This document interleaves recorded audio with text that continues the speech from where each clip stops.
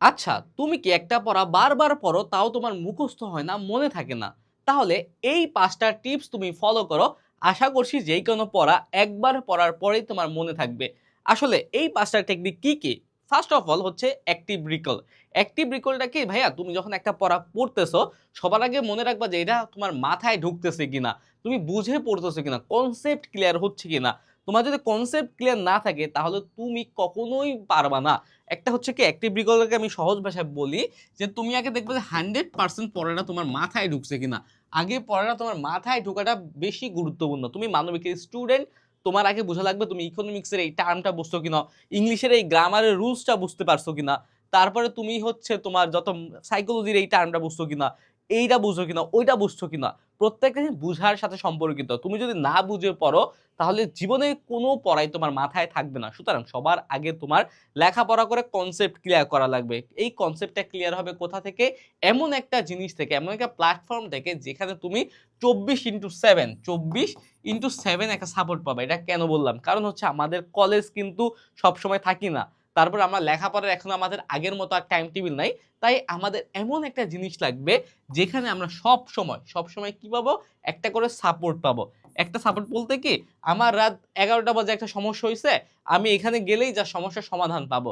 আমার সকাল ভোর ৪টা বাজে সমস্যা হইছে, আমি ওইখানে গিয়ে কি এই একটা টার্ম বুঝলাম না, এই একটা ফর্মুলা বুঝলাম না, এই রুলসটা বুঝলাম না, এই টপিকটা বুঝলাম না। আমি ওইখানে গিয়ে জাস্ট ভিডিওটা দেখলে, ক্লাসটা দেখলে আমার সব সলভ হয়ে যাচ্ছে। আমি পরীক্ষা দিতে পারতেছি। এই সকল কিছু কি এই আমাদের একটা কোর্স ইস একাডেমিক টু অ্যাডমিশন। এটা ২৬ এর জন্য আছে, ২৭ এর জন্য আছে। ওকে, এখানে গেলে তোমরা বাংলা, ইংলিশ, আইসিটি সহ মানবিকের সকল বিষয়ের ক্লাস পেয়ে যাবা। তোমার অ্যাডমিশনের জন্য অ্যাডমিশন ক্লাস পাবা, দাগানো বই পাবা, সকল কিছু পাবা, ইবুক পাবা। যা দরকার কলেজ লাইফ থেকে শুরু করে অ্যাডমিশন পর্যন্ত সকল কিছু পাবা। এখন দেখো, এখন যখন গেছে তোমার অ্যাক্টিভ রিকল কি তোমার কনসেপ্ট এখান থেকে ক্লাস করার পরে তোমার কনসেপ্ট ক্লিয়ার, তোমার আর কোনো সমস্যা নেই। তখন দেখবা যে তুমি পারো কিনা। যখন পারা গেছো তো হয়ে গেছে। এখন হচ্ছে আরেকটা জিনিস যে মনোযোগ বৃদ্ধিতে বা পড়া মনে রাখতে সাহায্য করে, এটা হাইলাইট করা। লেখাপড়া হাইলাইট করে পড়তে হবে। এখন যদি হাইলাইট করে না পারো তাহলে পরীক্ষার আগে বুঝবা কেমনে যে কোনটা বেশি ইম্পোর্টেন্ট, কোনটা কম ইম্পোর্টেন্ট। তাই তোমার তো আগে বুঝা লাগবে কোনটা আমার বেশি মনোযোগ সহকারে পড়া লাগবে। এটার জন্য হচ্ছে বই দাগিয়ে পড়া। বই দাগায় হাইলাইট করবা। এখন এইখানে কিন্তু আমাদের যে কোর্সের কথা বললাম, এখানে কিন্তু আমরা ২২৫ টিরও বেশি চ্যাপ্টারের ২২৫ প্লাস চ্যাপ্টারের আমরা কি দিছি? দাগানো বই দিছি। এখানে বাংলা, ইংলিশ, আইসিটি সহ মানবিকের সকল বিষয়ের প্রথম পত্র, দ্বিতীয় পত্র দাগানো বই দেওয়া আছে। সুতরাং হাইলাইট করে আছে। তোমরা জাস্ট এখান থেকে আমাদের হাইলাইট করা বা দাগানো বইগুলো জাস্ট পড়বা। তাইলেই তোমার ক, খ, এমসিকিউ 100% হয়ে যাবে।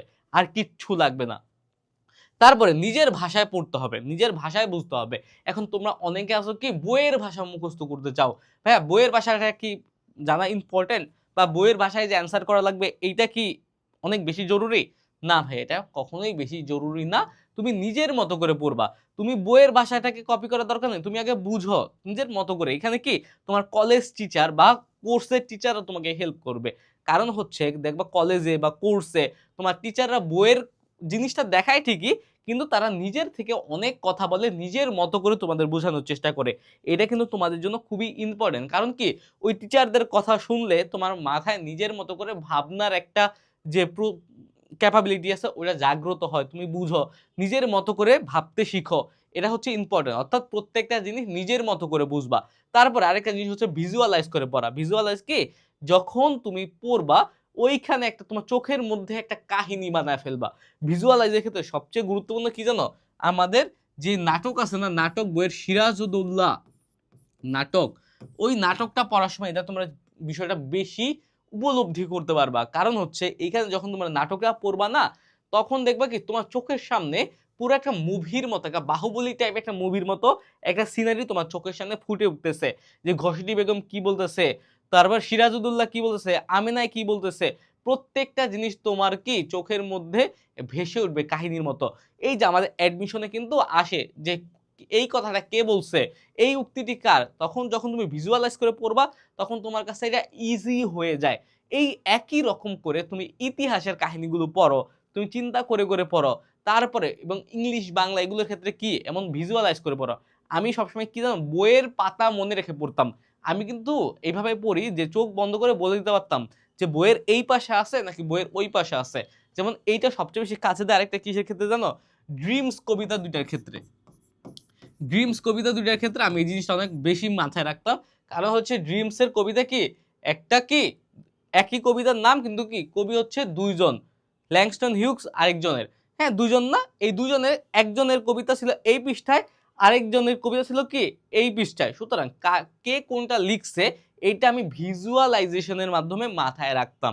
এইরকম করে তোমরা তোমাদের লাইফের প্রত্যেকটা কবিতাটা মনে রাখতে পারো। ডিএইচ লরেন্সের যে কবিতাটা কি এই পৃষ্ঠায় নাকি ল্যাংস্টন হিউগসের কবিতাটার এই পৃষ্ঠায়, এইভাবে মনে রাখতে পারবা যে এই লাইনটা কি এই পৃষ্ঠায় নাকি এই লাইনটা এই পৃষ্ঠায়। এইভাবে তোমরা মাথায় রাখবা। পরে কি ছোট ছোট নোট করবা। আমাদের যে দাগানো বইগুলো আছে বা আমরা টিচাররা তোমাদের ক্লাসে যেগুলো দাগিয়ে দিই, যেগুলো বলি, ওইগুলো থেকে ছোট ছোট নোট করে রেখে দিবা। এর ফলে তোমার লেখাপড়া ভুলবাই না, তোমার সব সময় মনে থাকবে। এই 5টা টিপস জাস্ট ফলো করো ভাইয়া, নিজের লাইফে ইমপ্লিমেন্ট করো, দেখবা কোনো লেখাপড়া আর তুমি ভুলতেছো না, তোমার সকল কিছু মনে থাকতেছে। আর যদি কাজে দেয় তাইলে আমাকে বলবা, না হইলে এমবি ফেরত, একটা কথা আছে না ওই রকম। ওকে, সুতরাং আজকের এই ভিডিওটা এই পর্যন্ত। ও আরেকটা ভালো কথা, এইচএসসি 26